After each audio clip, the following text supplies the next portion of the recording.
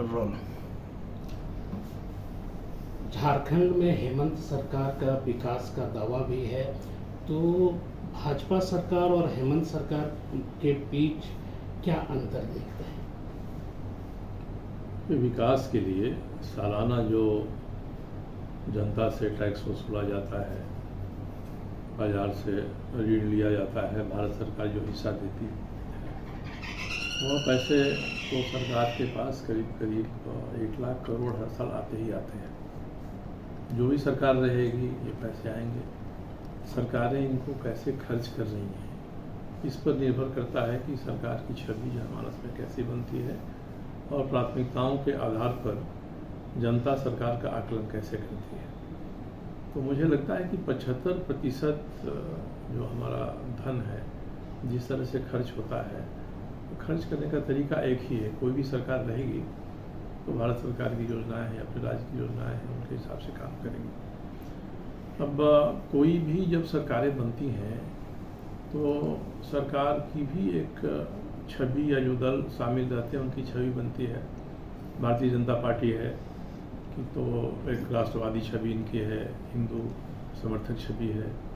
हेमंत सोरेन की सरकार बनी है तो जो आदिवासी मूलवासी हैं उनको प्राथमिकता देने वाली छवि है। तो ये छवियाँ रहती हैं, मगर जनता में जितनी चर्चा इन छवियों की होती है उनका बहुत प्रभाव सरकार के काम काज पर नहीं पड़ता है, क्योंकि दोनों तरीके से कुछ पैसे हैं और हर सरकार आती है तो जनता से अपने समर्थक समूह से जो वादा करती है उसको पूरा करने का प्रयास करती है।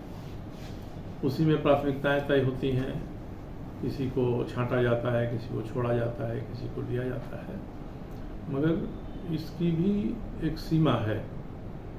इसलिए मुझे तो यही लगता है कि जो संविधान ने, कानून ने हमारे लिए सीमाएं, मर्यादाएं बना दी हैं, जो रेखा खींचती है, उस रेखा के भीतर रहकर हम काम करना चाहेंगे तो हम बहुत सारा काम कर सकते हैं। हम कभी उसका उल्लंघन करना चाहेंगे तो जनमानस में भी अशांति पैदा होती है और हमारे काम में भी रुकावट आती है। कोई ऐसा काम हम करेंगे जो संविधान के प्रावधान के अनुकूल नहीं है, उसके अनुरूप नहीं है, तो न्यायालय हमारे सामने खड़ा है, कोई भी जाएगा न्यायालय में, वो नहीं टिकी है।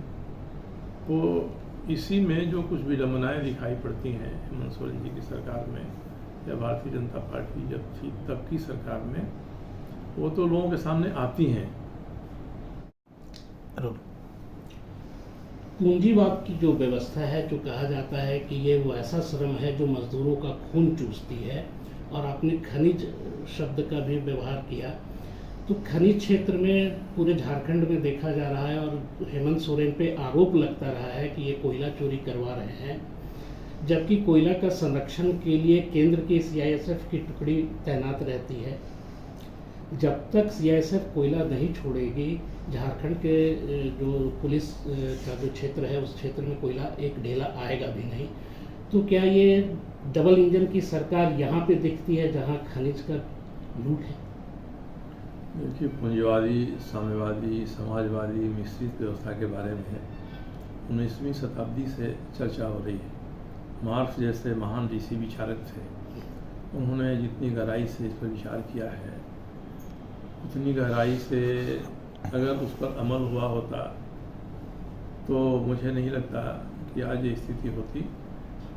आज भारत में भी नव पूंजीवाद कह सकते हैं, वह तेज़ी से आगे बढ़ रहा है। हमारी व्यवस्थाएं उसके अनुरूप ढल रही हैं और हम लोग देख रहे हैं। तो आज ऐसी स्थिति हो गई है कि इस पर अंकुश लगाने की बात अब वो अभी नहीं सोचते हैं जो पूंजीवाद के धूल विरोधी रहे हैं 50 वर्षों में भारत के राजनीतिक इतिहास में।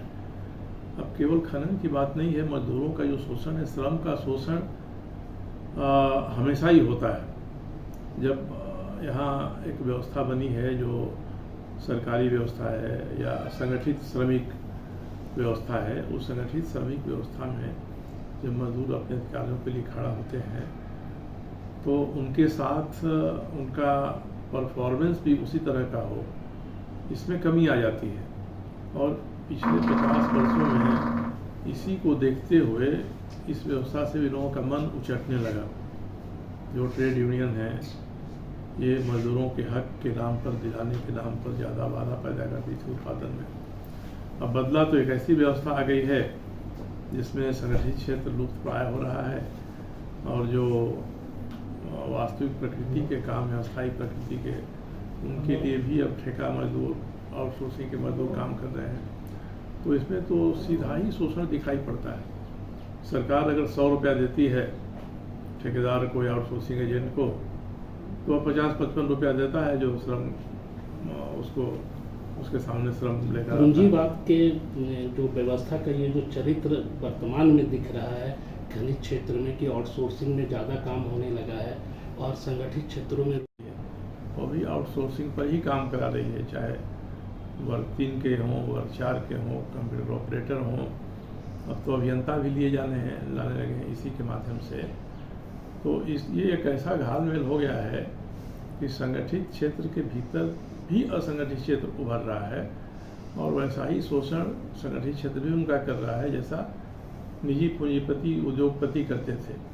और इस बीच जो विज्ञान और तकनीकी ने जो प्रगति किया है उसको देखते हुए श्रम के नियमों में भी भारी बदलाव हुआ है। पहले जैसे श्रम के नियम नहीं रहे हैं, संगठित क्षेत्र का अधिकार भी कम हुआ है, और ये विज्ञान और तकनीकी से जो नए इल्म पैदा हो रहे हैं ये भी इसका कारण बन रहे हैं कि साहब हम जिसको हम पूंजीवादी धारा कहते हैं उसकी ओर जाने के लिए हमको मोड़ रहे हैं। मुझे भी लगता है कि आज पूंजीवादी धारा मजबूत हो रही है। भारतीय जनता पार्टी जिस विचार परिवार की है, उस विचार परिवार ने तो थर्ड वे नाम से एक रास्ता निकाला था। दत्तोपंत ठेंगड़ी की किताब भी थर्ड वे, न पूंजीवादी न साम्यवादी बल्कि तीसरा रास्ता हो सकता है।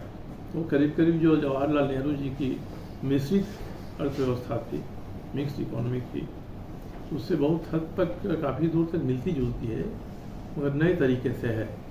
तो इस पर भी काम नहीं हो रहा है। इसलिए जो राजनीतिक दल जिन विचारों के पोषक रहे हैं उनको आप उनकी ही कसौटी पर कसिए और उसी के आधार पर उनका विश्लेषण करिए, तब असली चरित्र उजागर होगा।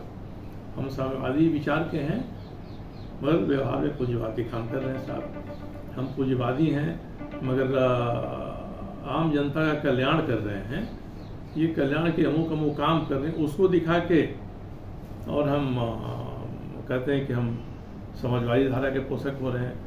जो थर्ड वे मिश्रित इकोनॉमी के लोग हैं उनको तो पता ही नहीं है कि हमारी धारा भी कोई थी या नहीं है। तो आज विचार का संकट, व्यवहार का संकट, इस सब में पूंजीवाद, साम्यवाद ये सब अब बहुत मायने नहीं रख रहा है। सवाल यही है कि जो आदमी का श्रम है उस श्रम के हिसाब से किस तरह से उसका प्रतिदान उसको मिले। आज तो स्कूलों में एक हेडमास्टर है या मास्टर है जो सरकारी हैं, वो 80-85 हज़ार रुपया पा रहे हैं, और पैरा टीचर 10,000 में काम कर रहे हैं, वही काम कर रहे हैं। और वे लोग संगठित मालिक हैं स्कूलों के, तो अपना काम भी पैरा टीचरों से ही कराते हैं। तो यही स्थिति सब जगह है, हर जगह हो गई स्थिति। इसलिए ये विचार का जो संकट है